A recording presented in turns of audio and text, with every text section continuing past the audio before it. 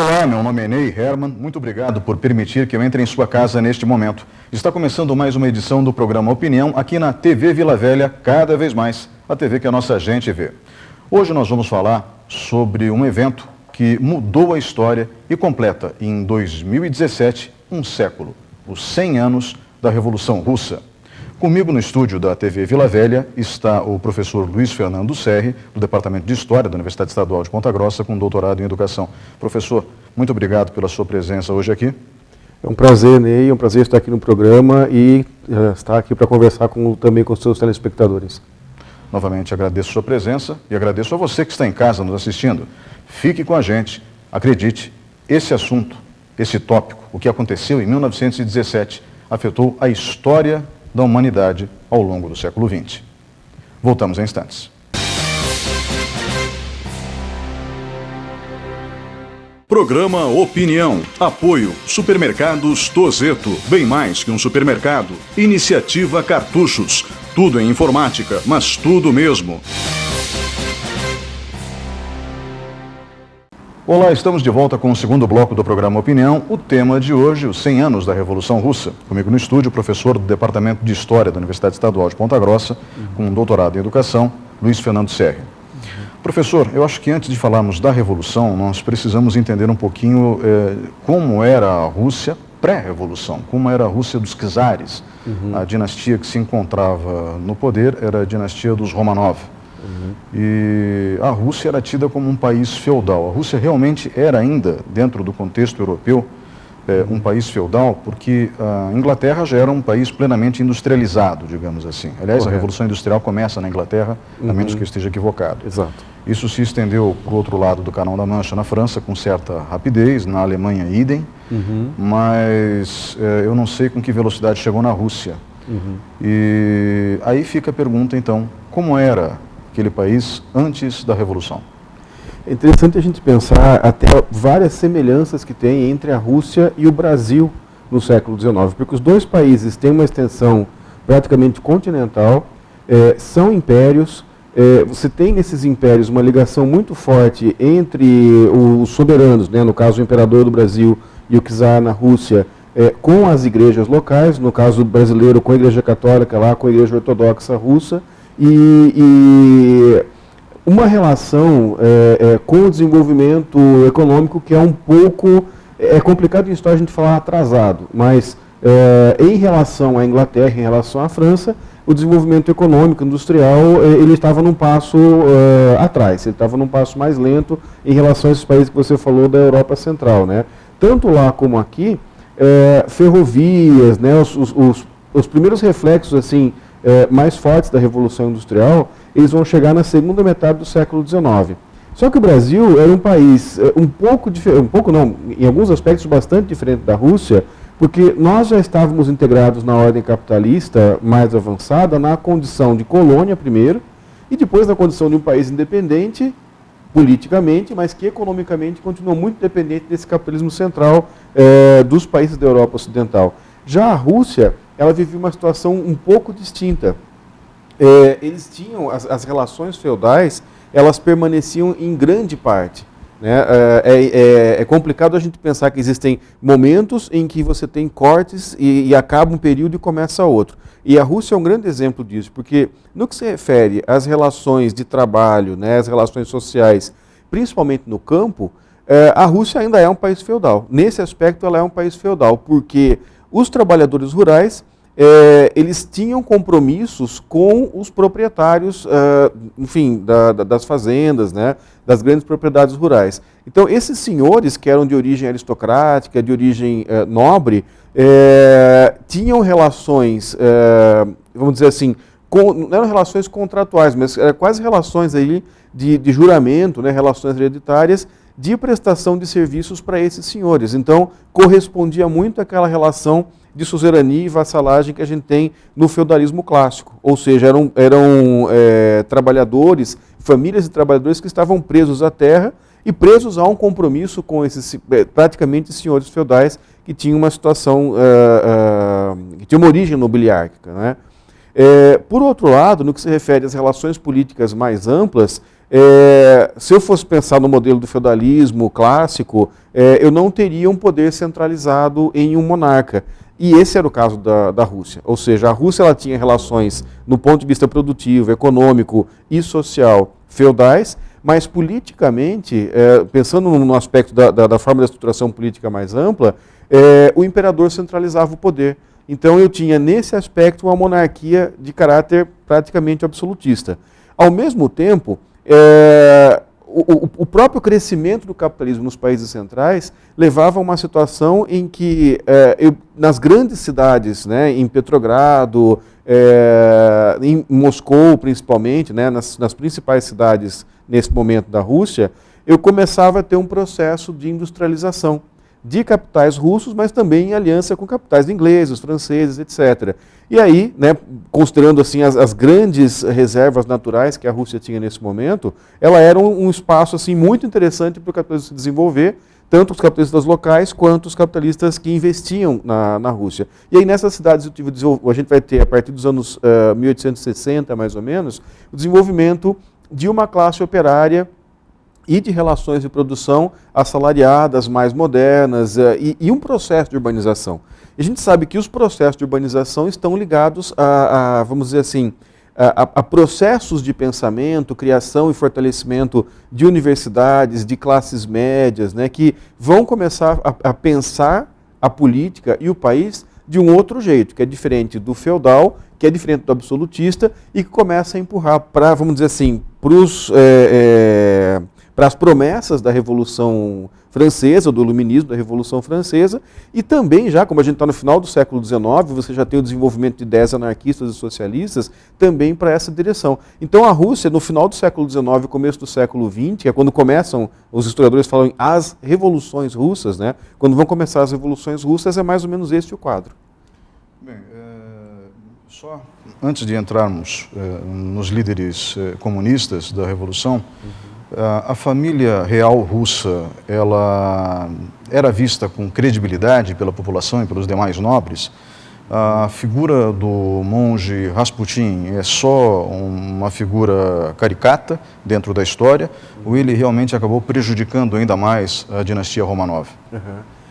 Veja, a família real russa, a cultura política russa, de uma forma geral, e isso é até uma crítica que se faz, ou uma análise que muitos fazem até hoje, né?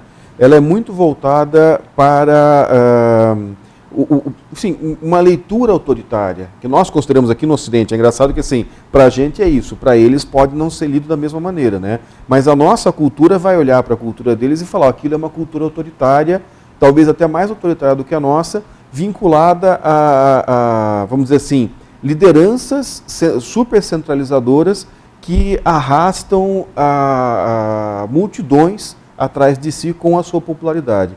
Então, a monarquia russa, ela sempre vai ter, até pela sua associação com a igreja, né, vamos dizer assim, a legitimação religiosa que esses personagens também têm, os czares, ela sempre vai ter um apoio popular muito forte. Então, quando morrem os czares, é sempre o mesmo espetáculo em Moscou, né?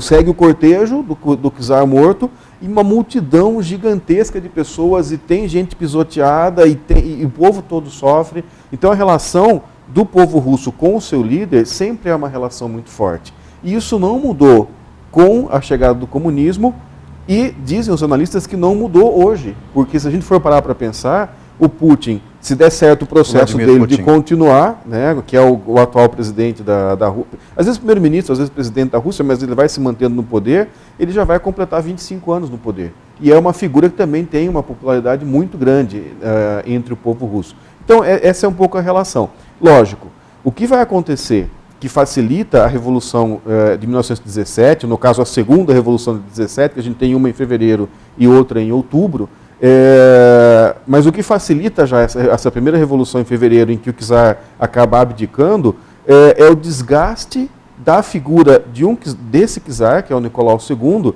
por conta de um processo, vamos dizer assim, de crise econômica que vai avançando cada vez mais, e soma-se com uma guerra, a Primeira Guerra Mundial, na qual a Rússia entra contra a Alemanha e o Império Austro-Húngaro, junto com Inglaterra e França, e sofre derrotas que são gigantescas. Então, em muito pouco tempo, eles têm 5 milhões de mortos no fronte de batalha. Isso é muita gente, mesmo para a Rússia, daquele momento que tinha um território muito grande, uma população também muito grande.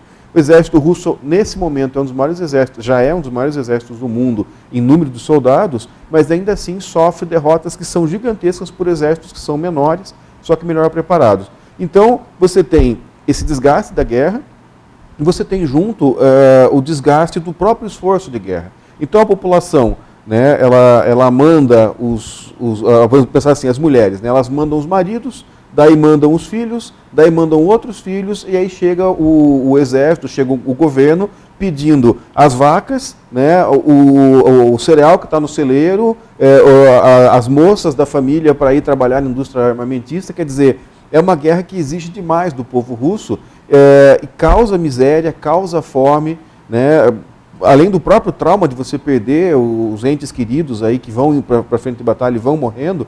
Então isso gera um desgaste muito grande no campo e também na cidade. E aí, vamos dizer assim, a imagem do imperador russo, do czar, ela vai se desfazendo, ela vai se deteriorando. Quando começa a Primeira Guerra Mundial, depois de várias derrotas, o próprio czar resolve ir para o fronte de batalha para liderar as tropas, para ser uma presença, para motivar as tropas, etc. Com isso, ele deixa a administração da política cotidiana, da administração comum da Rússia, para sua esposa, e a sua esposa é muito influenciada pelo monge Rasputin. Então, o que o Rasputin efetivamente vai trazer para o processo histórico, como assim o que ele quis fazer, não importa tanto quanto a propaganda que vai ser feita pelos setores que estão contrários à monarquia, que vão pegar todo o espectro político.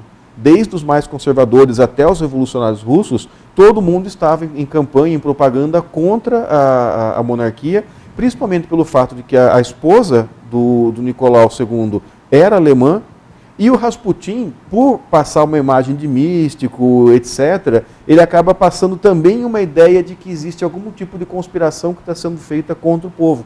Então você junta essas duas coisas, né? Uma imperatriz que é alemã, um conselheiro que acaba ajudando a uma imagem de mistério, etc., e isso acaba sendo muito bem utilizado pela propaganda contrária no processo de derrubada do imperador. Bom, o senhor falou que na Revolução de Fevereiro de 1917 o czar abdica. Exatamente. Quem assume o poder e quem estava por trás da Revolução de Fevereiro? Uhum. Bom, existe um livro de uma historiadora chamada Barbara Tuchman, que se chama Marcha da Insensatez. Ela fala de todas as coisas que os governantes fazem quando eles conseguem ir contra a própria razão e fazer tudo errado de modo a perder o poder. E ela começa com a Guerra de Troia, quando os troianos aceitam o cavalo de Troia, e chega até a Guerra do Vietnã. Se ela tivesse um capítulo para a Revolução Russa, ela certamente iria falar de como a monarquia, desde o comecinho do século, conseguiu fazer tudo errado para perder o poder. Então a Revolução Russa ela não se explica só pelo assalto dos bolcheviques, né, ao palácio para tomar o poder, mas também se explica pela quantidade de erros em série que a monarquia foi cometendo. Então, por exemplo, lá em 1905, o czar nem estava, se não me engano, em Petrogrado, São Petersburgo, agora não tenho certeza, e houve um padre organizou uma grande multidão para ir, né, rezando, pedir a intervenção benévola do czar para resolver os problemas sociais que estavam se acumulando. E aí você tem o Domingo Sangrento, né, que vai acontecer em 1905, que é considerado o primeiro grande ato aí de revolução, em que o exército abre fogo contra a multidão. Então muita gente morre por conta do fogo que o exército vai abrir contra a multidão, e muito mais gente morre tentando fugir disso. Né? E tem muita gente que é pisoteada, e aí tem vários eventos na história que são chamados de Domingo Sangrento. Esse é um dos primeiros domingos sangrentos, né? E evidentemente, enfim, o czar nem estava nesse lugar, né? Mas como a reação que é feita em nome do czar, ela é desastrosa, isso já começa a, vamos dizer assim, a atrapalhar essa situação. A entrada na guerra e o esforço de manter-se na guerra, a própria sede do czar para participar do fronte, de comandar as tropas no fronte, né, também vai desgastando, e aí quando você chega em fevereiro de 17, você acaba tendo de novo uma multidão gigantesca que está presente ali para, vamos dizer assim, reivindicar uma mudança. E aos poucos essa multidão, né, ela começa a tomar os principais lugares, quer dizer, ela deixa o Estado sem condições de comunicação, ela deixa, até pela própria presença das pessoas, sem condição de transporte. As tropas que estão ali para reprimir, o Kizar fala, não, reprime esse pessoal, bota a ordem na casa aí. As tropas não têm condição de fazer isso, não têm condição de chamar reforço pela multidão que está presente ali. E no final das contas, o próprio exército começa a confraternizar com o povo. Quem deveria reprimir o povo começa a confraternizar porque está de acordo com aquilo. O povo, desde esse momento, quer paz, pão e liberdade, né, que eram as coisas que eles efetivamente não tinham ali, que eles passavam a reivindicar com cada vez mais força. E aí o Kizar abdica do trono e passa o trono para o seu irmão, Micail. E o Micail olha aquela situação e fala, não, eu não vou assumir, eu não vou pegar esse rojão, eu não vou pegar esse abacaxi, porque eu não sei em que condições eu vou governar. Porque com essa multidão que praticamente extinguiu a monarquia absolutista, como é que a gente vai dar conta de governar? Vai ser o quê? Vai considerar uma monarquia absolutista? Não vai, porque com o povo na rua desse jeito não vai ser. Vai ser uma monarquia constitucional? Bom, então façam o seguinte, definam o que vai ser, que aí eu assumo o poder. Então a Rússia não deixa de ser uma monarquia, ela passa a ter um governo provisório que tinha como função chamar uma assembleia, e aí se constitui, né, uma Câmara Alta feita de nobres mandados, escolhidos pela própria Duma, escolhidos pelo Kizar anteriormente, e a Duma, que é o parlamento que surge, né, que vem de uma própria concessão anterior do Kizar, e esse conjunto, né, a Duma e a Câmara Alta, elegem o governo provisório. Com uma série de problemas, porque, por exemplo, o mandato da Duma já tinha terminado. Na confusão, era uma assembleia que se reunia com um mandato que já tinha terminado. Daí sai o poder, emana o poder para eleger o chefe do governo provisório, que é um sujeito chamado Kerensky. E aí o Kerensky vai tentar fazer isso, né? Governar o país até que seja feita uma constituição e que se defina uma nova situação. Ou seja, na prática, embora o país continuasse monarquista, a monarquia já cai aí, nesse momento. E aí a segunda Revolução Russa, que a gente costuma conhecer, ela vai acontecer em outubro de 1917, e ali efetivamente a monarquia vai ser extinta, né? A família Romanov, que é a família do Kizar, vai ser executada também, e começa efetivamente a União Soviética. Quem está do outro lado nesse momento, já desde o começo do século XX, são os sovietes, que não são sindicatos exatamente, mas são organizações da sociedade civil, inclusive envolvendo categorias profissionais, envolvendo sindicatos de trabalhadores, de camponeses, de soldados, né, de várias categorias que vão acabar assumindo o poder, articulados por um partido que não é o Partido Comunista, é chamado do Partido Operário Social Democrata Russo, que tem os mencheviques e os bolcheviques. Quem vai liderar o processo que leva à Revolução de outubro de 17 são os bolcheviques, sob a liderança do Vladimir Lenin. Ok, antes da gente continuar, quem são os mencheviques e os bolcheviques? São duas tendências dentro do mesmo partido. O Partido Operário Social Democrata Russo ele é criado em 1898 para juntar os marxistas. Até então eu tinha outros movimentos que tinham um caráter contestador, mas não tinham um caráter de buscar a transformação social. Os mencheviques eles vão ser a ala mais moderada, digamos assim, do Partido Operário Social Democrata Russo. E os bolcheviques vão ser a ala mais radicalizada. Inclusive o Trotsky, que vai ser um grande personagem da Revolução Russa, no início ele era menchevique. No processo da Revolução é que ele vai vai passar para o lado dos bolcheviques e vai acabar tendo um papel fundamental na consolidação do processo revolucionário russo.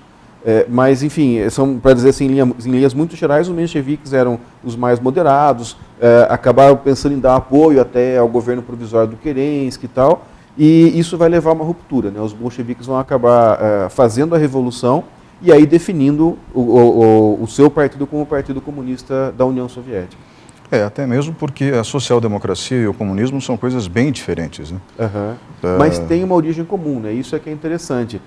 Muita gente fala, né, incorretamente que a proposta comunista seria uma coisa assim, absolutamente voltada ao totalitarismo, etc. E nisso ela seria muito aproximada de outras tendências totalitárias de direita. Na verdade, a proposta comunista, os estudiosos sempre veem muito paralelo entre a Revolução Russa e a Revolução Francesa. E muitos dizem a Revolução Russa ela é quase que a continuidade, a radicalização da Revolução Francesa. O que ela está buscando? A fraternidade e a igualdade. Lógico que a liberdade vai acabar sendo sacrificada nesse momento, né? Mas ninguém pode negar que ela é uma decorrência do iluminismo da própria Revolução Russa. Perfeito.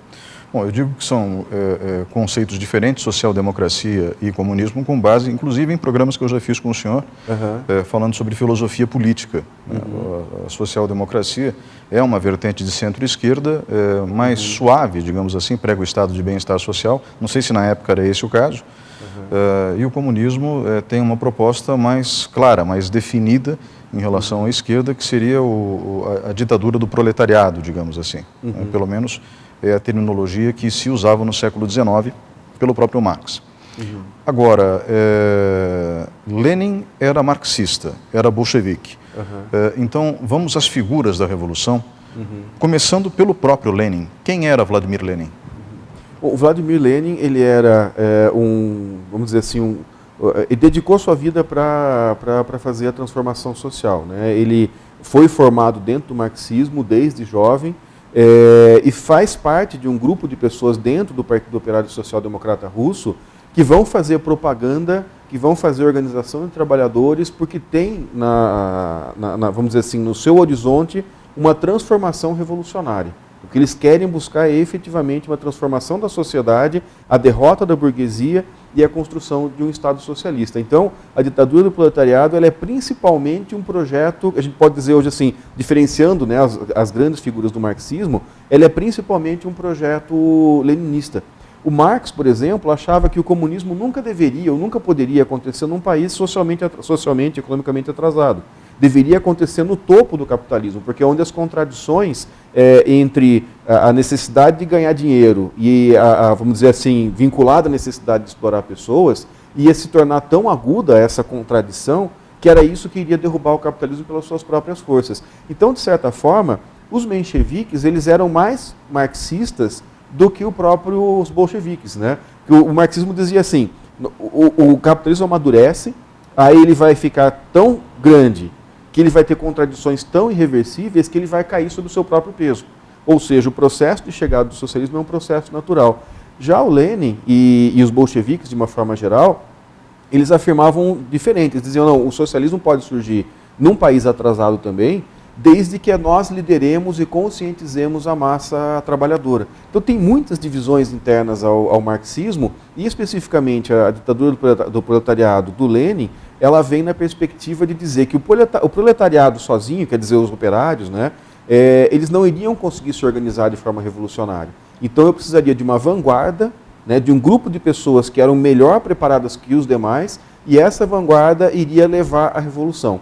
Ora, como eu tenho uma vanguarda que de certa forma está isolada, e muita gente diz isso aí, você vai estar isolado do resto do povo, né? Quando você vai dar um golpe, vai fazer uma revolução e vai estar isolado. Então a saída era a ditadura. Ou seja, o comunismo ele não aponta para uma ditadura sempre, porque o próprio Marx dizia que não seria por aí. Mas o leninismo, né, que é uma vertente, que é um braço aí do marxismo, diz nós precisamos de uma ditadura do proletariado para apressar esse processo, porque, né, se a gente for ficar esperando as coisas acontecerem por si próprias, de certa forma elas não vão acontecer. Então tem um pouco de leninismo, por exemplo, naquela música do Vandré, dos anos de 68, né, se não me engano, que era para não dizer que não foi das flores, que diz assim, quem sabe faz a hora, não espera acontecer. De certa forma é uma frase bonita, uma frase poética, uma frase de efeito, mas ela é também uma crítica política aos setores do marxismo que queriam esperar as coisas. No caso do Brasil, o Geraldo Vandré estava criticando o Partido Comunista Brasileiro, o PCB, que dizia, não, nada de fazer revolução, nada de fazer guerrilha, luta armada, isso é bobagem. A gente tem que fazer o que o Marx falou, espera, né, vamos fazendo reformas, que o comunismo vai chegar por si próprio.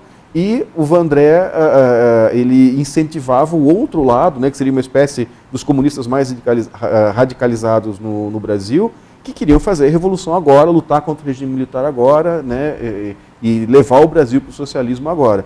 Então, você tem esse quadro. O Lenin, a principal marca dele é essa. Professor, obrigado pela participação nesse bloco. Vamos agora para um breve intervalo e voltamos em instantes com o programa Opinião.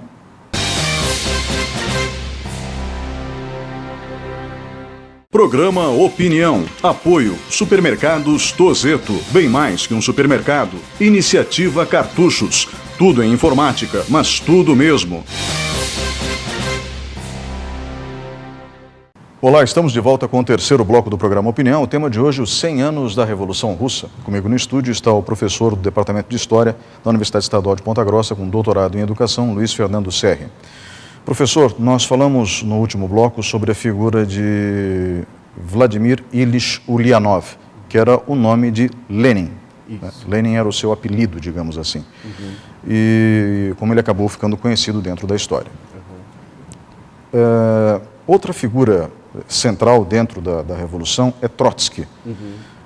Quem era Trotsky e o que ele fez pela Revolução Russa? No processo da Revolução Russa, nós podemos dizer que o Trotsky era praticamente o número 2, né, do processo de revolução. Ele era o segundo homem no comando, praticamente. Então, enquanto Lenin foi, vamos dizer assim, se tornar o líder do poder executivo, o que o Trotsky fez foi todo um processo de articulação interna da Rússia, agora já a União Soviética, né, da Rússia, de várias outras repúblicas ali que foram sendo, no processo, anexadas, para a consolidação da Revolução. Então, o Trotsky é o principal nome da consolidação da Revolução Russa. A coisa mais importante que a gente pode dizer que ele fez foi a organização do Exército Vermelho. Então, o Trotsky ele acaba funcionando como uma espécie de ministro da guerra ali, alguma coisa do gênero, e ele vai reorganizar o exército. Já tinha o exército russo, né? Mas ele vai transformar esse exército no exército da União Soviética, vai dar uma direção ideológica e vai dar, vamos dizer assim, uma tarefa política fundamental para esse exército.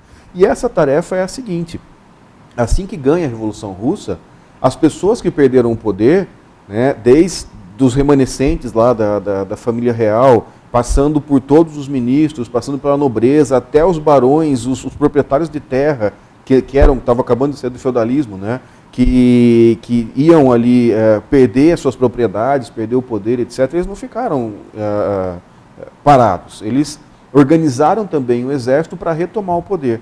E esse exército acabou sendo conhecido pela história como o Exército Branco, né, que até a cor da nobreza é o branco, enquanto a cor do socialismo é a cor vermelha, né? E aí a gente vai ter um processo de guerra civil que vai se estender mais ou menos até 1921, 1922. Ele tem, vamos dizer assim, um embate mais forte no começo, mas ele vai acabar se estendendo ali por 2, 3, 4 anos. E é uma guerra feroz, né? Vai ser um processo de combate muito forte.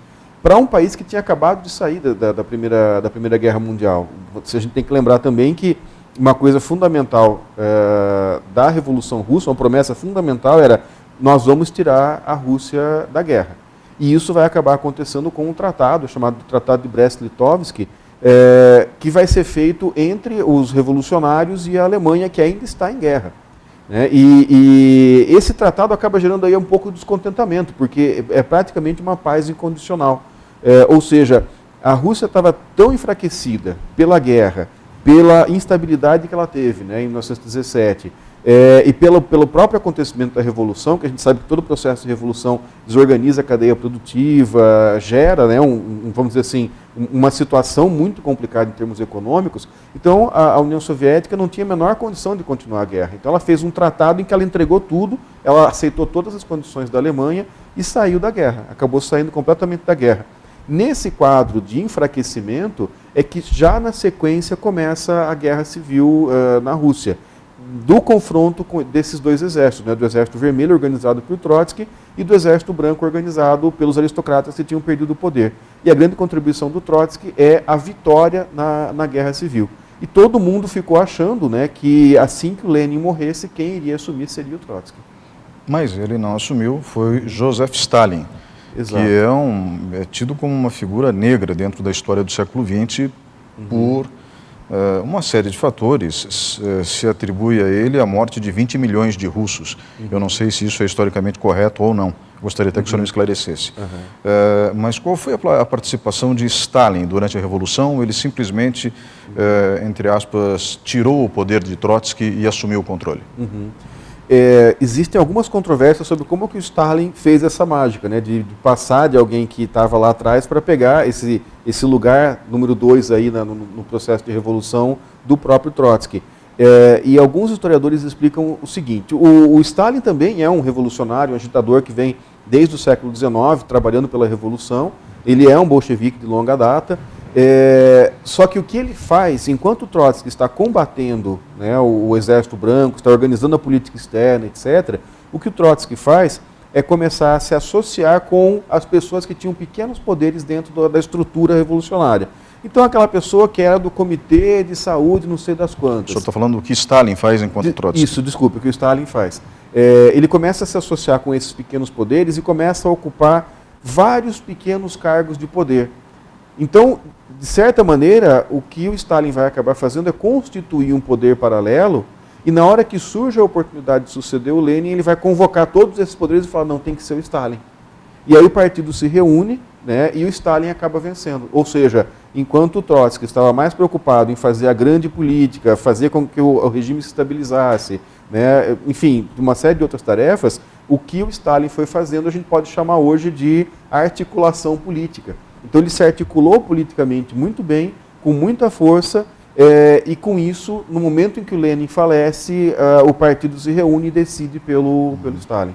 E aí ele vai desenvolver um processo de perseguição do Trotsky, e não sabemos se por razões de personalidade, ou por razões históricas, ou pelas duas coisas juntas, ele vai se tornar um líder assim, absolutamente totalitário. Não bastava ele ser ditador, ele tinha que controlar qualquer pequeno aspecto, desde uma poesia que alguém escrevia, até como que essa pessoa se manifestava no jornal da escola, em tudo estavam os tentáculos do poder do Stalin para controlar todas as pessoas. Então isso é que é o totalitarismo, né? Quando a figura central do poder, ela tem controle por toda uma ramificação dessa autoridade, até as coisas mais comuns da vida cotidiana das pessoas. E o Trotsky vai acabar sendo vítima também desse processo de controle. Ele foge para o México e é assassinado no México, né? Exatamente. Se a gente pode aqui dar recomendações de leitura para as pessoas, tem um romance fantástico de um cubano chamado Leonardo Padura, que é um autor de livros policiais. E o que ele faz é escrever um livro que se chama O Homem que Amava os Cachorros. Eu sugiro muito, né, eu recomendo muito esse livro, porque ele pega 3 histórias. Ele pega a história do assassino do Trotsky e de um veterinário em Cuba que vai conhecer o assassino do Trotsky depois que ele perde a função e é mandado para Cuba, né, para acabar os seus dias. E são 3 histórias que vão se trançando, né, e você vê ali a morte do Trotsky, etc.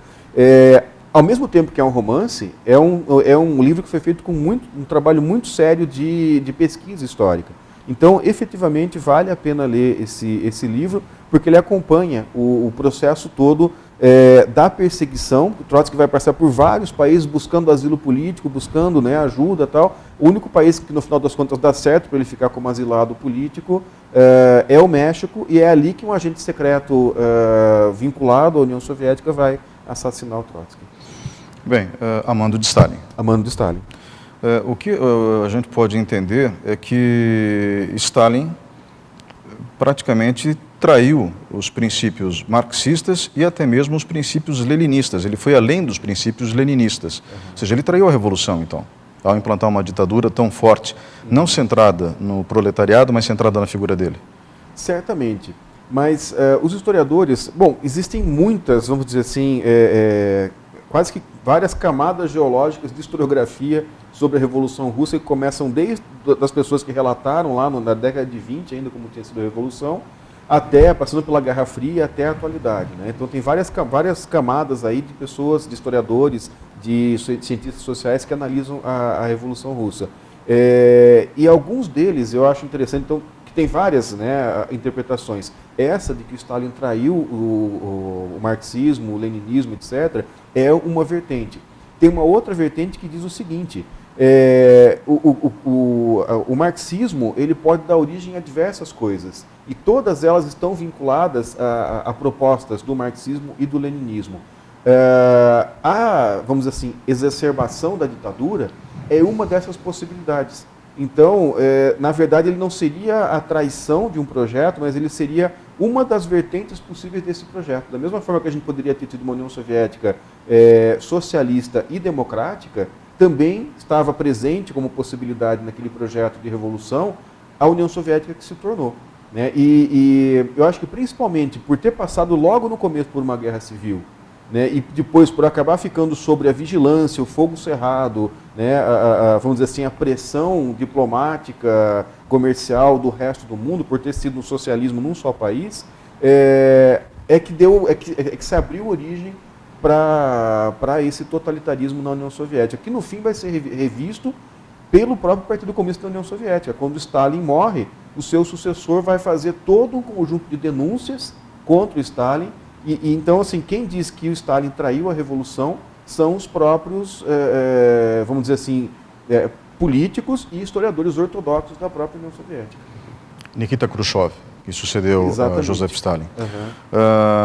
Professor, nós temos então os reflexos dessa Revolução Russa ao longo da história do século XX. O principal reflexo seriam outras revoluções inspiradas na Revolução Russa? Eu diria que metade da influência, vamos dizer assim, é o estímulo a que outros países façam revoluções. O que é mais interessante é que o Stalin era contra isso. Porque a proposta de fazer a revolução comunista acontecer em todos os países do mundo, ou em muitos países, para que a Rússia saísse do isolamento e pudesse até abrir um pouco mais a sua política e ser um pouco mais democrática, era uma ideia do Trotsky. E já o Lenin, o Stalin, ele já tinha outra postura. Ele falava, não, a gente tem que se fechar, desenvolver o nosso país e mostrar que o socialismo é uma boa alternativa para convencer os outros povos. É lógico que esse fechamento é interessante para ele porque mantinha a proposta de ditadura, né? Então, vamos dizer assim, mais pelo exemplo do que pelo seu esforço de fomentar a revolução Russa vai ser exemplo para vários outros marxistas, socialistas, comunistas ao redor do mundo para processos revolucionários. Mas eu diria que tem a outra metade dessa interferência recai exatamente sobre o processo de humanização do capitalismo. O capitalismo ele tende a ser, quando deixado solto, né, quando ele não tem regulação do Estado, da política, etc., ele tende a buscar a exploração máxima do ser humano. E não é não estou fazendo nenhum julgamento moral de nenhum empresário, de nenhum capitalista. É a lógica própria do sistema. Ele precisa, como o capitalismo sempre precisa estar multiplicando o capital para continuar funcionando, ele vai ocupando cada vez mais espaços da vida e vai cada vez mais eliminando espaços, por exemplo, como aposentadoria, como direitos trabalhistas, etc. Ele precisa fazer isso para continuar se reproduzindo.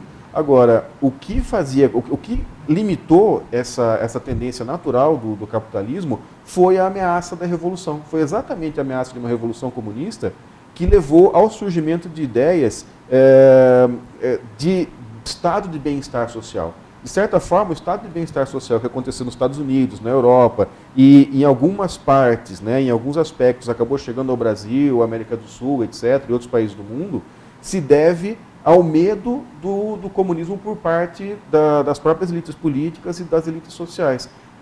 O melhor solo para o comunismo acontecer, para acontecer uma revolução comunista, é um povo miserável e completamente sem esperança. Quer dizer, quem não tem esperança nenhuma está disposto a qualquer coisa para ver se sua vida melhora. Então, boa parte da interferência norte-americana, por exemplo, na Europa Ocidental, que permitiu o estado de bem-estar social, está vinculado a uma ideia de tentar garantir que em volta da União Soviética, também no Japão, né, fosse possível dar condições para que o Estado, de certa forma, garantisse saúde, educação, aposentadoria, segurança, etc., de boa qualidade, para que as pessoas não duvidassem do capitalismo e preferissem o comunismo. Então a gente percebe hoje, né, que o fim da União Soviética, de certa forma, está vinculado a esse processo de avanço do capitalismo sobre direitos sociais, etc. Uhum. Isso tem lógica, né? Porque se você consegue, dentro do capitalismo, aquilo que você anseia, você não tem por que lutar contra o sistema. Exatamente. Pelo menos essa era a ideia de quem controlava o sistema. É sempre bom lembrar, quem acha que o capitalismo não foi selvagem, que no começo do século XIX, crianças de 5 anos trabalhavam 14 horas por dia em minas de carvão. Exatamente. Né? E isso é óbvio, qualquer um em sã consciência considera errado hoje, e já era errado na época também, mas faziam, né? Sim, e diziam não é melhor para eles do que ficar na rua, tal, então é melhor que eles trabalhem nas fábricas. Quer dizer, você sempre arranja uma justificativa moral para uma coisa errada. Né? Ou nas minas de 14 horas por dia, sem direito à escola ou saúde. Bom, vamos agora para um outro aspecto que eu acho que é interessante. Quando a gente chega na Segunda Guerra Mundial, a Rússia primeiro faz um pacto de não agressão com a Alemanha, que não funciona, até porque Hitler não batia muito bem da cabeça, isso aí estou sendo gentil com Hitler, né? Mas, pelo contrário, ele acaba avançando sobre a União Soviética, comete o mesmo erro de Napoleão, diga-se de passagem, em relação ao inverno russo, e Stalin acaba ficando com uma boa parte da Europa, países independentes, mas vigiados por Moscou. Exato. E aí começa a Guerra Fria. A Guerra Fria é uma das consequências da Revolução Russa? Certamente. É interessante a gente pensar que todos os grandes eventos do século XX, eles não podem ser explicados se eu tiro o fator União Soviética da explicação histórica. Então, como eu falei assim, da crise de 29, e aí você tem nos Estados Unidos a saída que é com o Roosevelt, né, a criação da tentativa de estado de bem-estar social para superar a crise de 29. Isso vem exatamente pelo medo de que os trabalhadores desamparados, sem alternativa, falam, não, então é melhor de fazer uma revolução. Até porque nos anos 30, isso é muito interessante, nos anos 30, o mundo inteiro está sob uma crise econômica gigantesca e a União Soviética está nadando de braçada, porque ela está fora do sistema financeiro. Quando o sistema financeiro quebrou, a União Soviética falou, nossa, que interessante, não tem nada a ver comigo porque eu estou fora do sistema bancário mundial. Então aí ficava mais forte ainda, né, a sedução da União Soviética, porque era um lugar em que você cumpria os sonhos da maior parte das pessoas, que é tomar café da manhã, almoçar e jantar, ter trabalho, ter moradia. Então, para conseguir isso, você não precisa tanta coisa também. Lógico, para você comprar celular hoje, viajar de avião, etc., isso custa muito mais caro e é muito mais difícil você satisfazer as necessidades das pessoas. Mas se a gente pergunta para os nossos avós, para os nossos bisavós, o que é felicidade? Eles falam, felicidade é a gente poder almoçar, jantar, tomar café da manhã e poder dormir à noite. Quer dizer, coisa que a maior parte, infelizmente, da população mundial ainda não tem hoje, né? Então ela tem essa característica, tem esse efeito. A Segunda Guerra teria um desfecho completamente diferente se não fosse a presença da União Soviética, e isso aí dá um programa inteiro só para a gente discutir na Segunda Guerra Mundial e a União Soviética. E o pós-Segunda Guerra Mundial, que vai ser assim, um processo histórico que explica todo o final do século XX até pelo menos o final da União Soviética, que vai ser marcado por processos de Guerra Fria, quer dizer, de guerra em que não acontece o embate direto entre Estados Unidos e União Soviética, mas eles entram em confronto em outros países e aí congela a relação diplomática, degela, etc. Isso vai explicar todo o final, vamos dizer assim, do século XX até o final da União Soviética. O evento simbólico da queda do socialismo, digamos assim, foi a queda do Muro de Berlim. Exato. É sempre bom lembrar que a Rússia não saiu da Alemanha, porque a Alemanha ela foi dividida em 4 zonas depois da guerra, né? A zona francesa, a zona inglesa, a zona americana e a zona russa. E a zona russa acabou virando a Alemanha Oriental. Exato. Dentro da Alemanha russa se encontrava Berlim, e daí Berlim foi dividida entre Berlim Ocidental e Berlim Oriental. Daí, com a queda do Muro de Berlim, em 1989, muitos diziam que o comunismo tinha morrido. Na realidade, o comunismo ia morrer pouco tempo depois, né? A União Soviética acabou 2 anos depois, né? E aí, vamos dizer assim, ela não foi num conflito, não foi numa guerra, ela implodiu praticamente. Porque a gente pode dizer assim, no final das contas, quem venceu a Guerra Fria foram os Estados Unidos. E principalmente pelo fator econômico, muito mais do que qualquer outra coisa. A União Soviética não conseguiu acompanhar o processo de transformação produtiva que era necessário para dar conta de uma sociedade que hoje nós vivemos. A gente não consegue, é engraçado isso, como faz uns 30 anos que a gente vive numa sociedade consumista, a gente não consegue lembrar muito bem como é que era essa sociedade antes do consumismo, que deveria ser grande oposição entre comunismo e consumismo, né, no capitalismo. Mas, assim, se a gente for perguntar para os nossos pais e avós, eles viviam muito bem sem todas as coisas que nós precisamos tão ansiosamente hoje, que são, né, essas traquitanas tecnológicas e uma série de comportamentos e roupas, etc. É uma vida muito mais simples. Então, essa complexificação da vida, né, e esses desejos por consumismo, por ter a traquitana tecnológica, etc., foi um dos fatores que fez com que a União Soviética não conseguisse acompanhar. Outro fator, certamente, foi a corrida armamentista, porque um país socialista como a União Soviética tinha grandes condições de avançar no bem-estar social, na ciência, na tecnologia, etc., mas não tinha condição de competir com um país capitalista numa corrida que ao mesmo tempo era tecnológica e material, que era basicamente você acumular mísseis nucleares e melhorar a sua tecnologia cada vez mais. Então isso é um negócio de investimento contínuo que a Rússia, a União Soviética não conseguiu levar adiante, isso levou a um processo de colapso econômico da União Soviética, e os Estados Unidos conseguiu através do processo de emissão, né, eu estou simplificando muito aqui, mas o processo de emissão de dinheiro e de ampliação gigantesca da sua dívida pública. Então, quem acha que a dívida pública do Brasil é muito grande, deveria ver a dívida pública norte-americana, que é gigantesca, né? Por conta de sustentar esse processo do armamentismo. Então, por conta desses fatores, né, você vai tendo uma degradação progressiva dentro da União Soviética e o próprio povo vai acabar rejeitando, né? O povo, a boa parte dos órgãos dirigentes, das elites dirigentes vão acabar rejeitando o modelo comunista e ele desaba de dentro para fora. Se tem uma das, como eu posso dizer, características marcantes do século XX, que me desperta a curiosidade, é justamente o surgimento e o crescimento do marketing. O marketing, que era uma disciplina dentro do curso de administração, acaba se tornando uma ciência maior que a própria administração. Uhum. E a revolução do marketing, ela se dá justamente porque o estado de bem-estar social proviu o básico. Exato. Né? Ou seja, estava fornecendo o básico, o estado de bem-estar social. Se o estado de bem-estar social estava fornecendo o básico, era preciso criar algo que não fosse básico e despertar nas pessoas o desejo de consumir. Porque, afinal de contas, esse estado de bem-estar social gerou um custo, tanto para o Estado quanto para aqueles que dominavam as forças produtivas, ou seja, o dinheiro, os grandes empresários. Então, eles precisavam que o dinheiro girasse. Para o dinheiro girar, eles precisavam de novas, como eu posso dizer, necessidades junto às pessoas. Então, podemos falar que a revolução do marketing é uma consequência da Revolução Russa de 1917? Se a gente considerar que o estado de bem-estar social acaba sendo, vamos dizer assim, um fator que é em grande parte condicionado pela necessidade de criar condições contra uma possível revolução comunista, a gente pode dizer assim que o marketing é uma espécie de neto da Revolução Russa, né? Poderia ser um neto rebelde, um neto que vai completamente contra os ideais dessa Revolução Russa e que vai ser um dos fatores principais aí da criação, vamos dizer assim, de um contraste que o cidadão russo cada vez mais começa a ver entre como ele leva a vida dele e como o ocidental leva a sua vida, né, em termos de conforto, de consumo, porque o consumo não é só também coisa frívola, futilidade.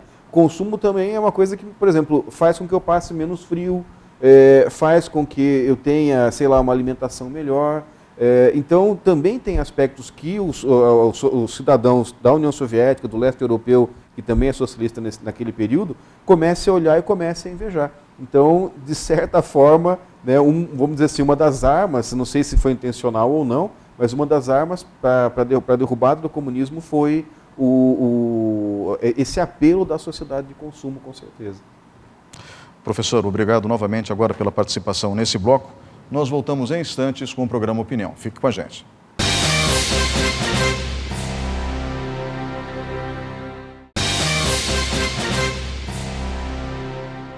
Olá, estamos de volta com o quarto e último bloco do programa Opinião. O tema de hoje, os 100 anos da Revolução Russa. Comigo no estúdio, o professor Luiz Fernando Serri, do Departamento de História da Universidade Estadual de Ponta Grossa, com doutorado em Educação. Professor, nós chegamos à conclusão no bloco anterior que a Revolução Russa ela influenciou o mundo de maneira decisiva. inspirando outras revoluções, como a cubana, por exemplo, aqui nas Américas, aliás, a única revolução que realmente aconteceu, né, e que acabou gerando também um regime totalitário nas mãos de Fidel Castro. Temos a criação do estado de bem-estar social, que é a tentativa, isso dito pelo senhor, do capitalismo de humanizar o seu regime, né, de trabalho, e com isso fazer com que as pessoas que não são detentoras do poder econômico fiquem satisfeitas com o sistema capitalista, e não queiram então a revolução socialista comunista.